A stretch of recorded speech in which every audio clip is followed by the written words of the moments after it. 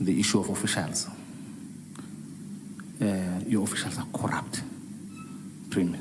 I don't know how you're going to go about looking at fixing that, because most of them are in the same political parties we come from.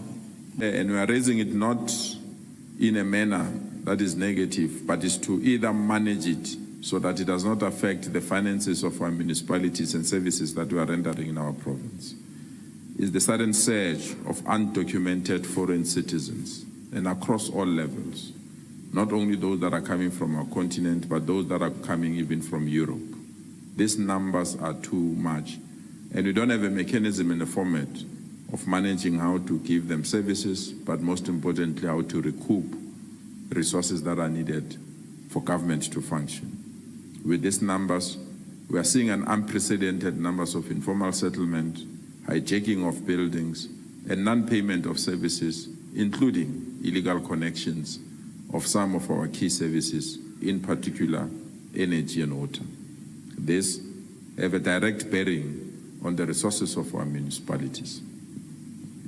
Chair, a disaster that we have identified and we've requested national government to assist us is unfolding. And if we don't respond collectively as government, a major disaster is about to happen. And all of us will be pointing fingers when this matter needs to be attended as soon as possible. Chair, to the Premier, I want to echo my colleagues' sentiments here, especially regarding the issue of officials. Your officials are corrupt, Premier. I don't know how you're going to go about looking at fixing that, because most of them are in the same political parties we come from. Most of them are our friends. So I'm not sure what needs to be done there to capacitate you as the leadership of the province to look at prosecuting literally your own people. I don't know how that happens. Again, through you, Chair, to the Premier, Johannesburg is a disaster. Johannesburg CBD.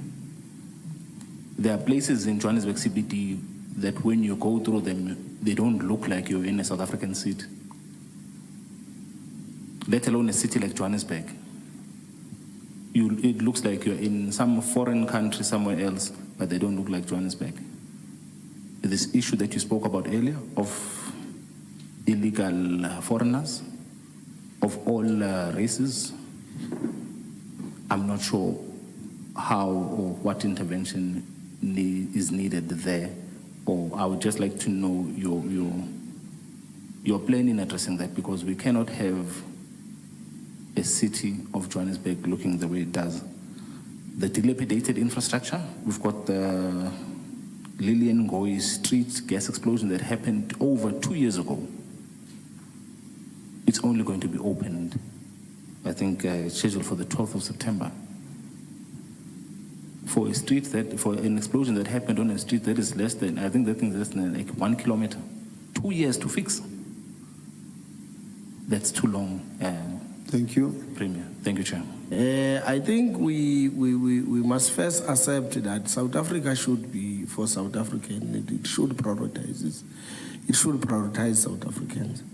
I think it's an undeniable fact that, particularly in your province, your cities have been taken over, especially the informal economy and the SME space have been taken over by undocumented foreign nationals and those that are documented.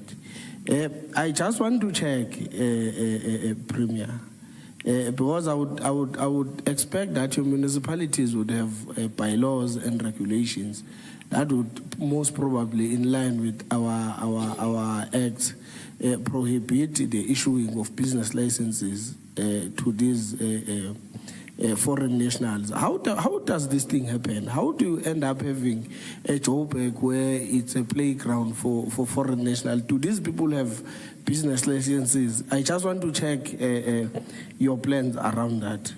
Thank you. Thank you. Thanks, Chair. We'll cooperate, Chair.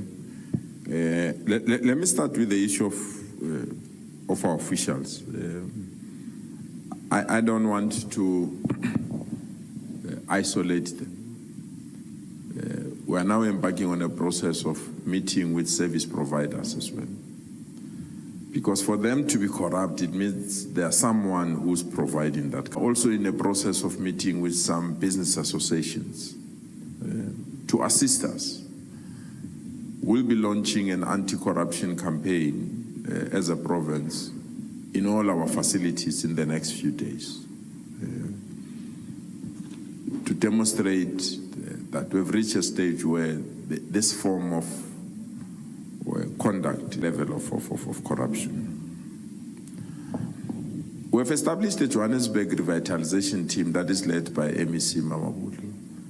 And the president came here, and there's a working group that has been assigned a task to assist us to revitalize Johannesburg. We are also in the process as government to invest in what we call a government precinct to change the look and feel of Johannesburg. So I share your frustration. The Johannesburg that we have, we can't compete with Dubai, Paris, New York with it. We have to overhaul it. And at this present moment, I will only say to you, watch this space. About illegal people, their licenses, watch this space. You will see what we intend to do, and you will not regret.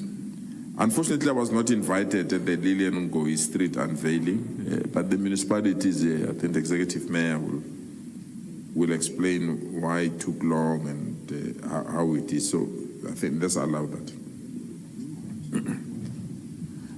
Indeed, South Africa belongs to all of us. We have to protect it. And then the most, we have to ensure that it benefits our people. But we need assistance of government, especially national parliament.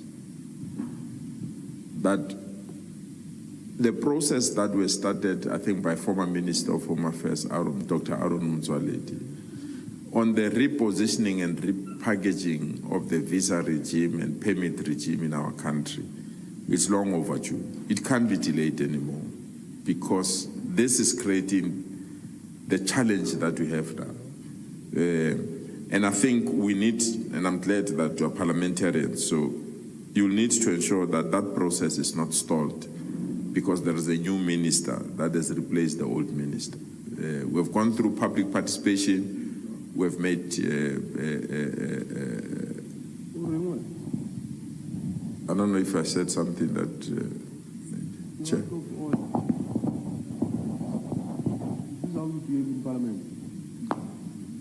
So, Premier, you must ignore, but if there's an outrageous conduct, we would want to urge the members to remember that they are in Parliament. They use the same rules, and we shouldn't have any interruption.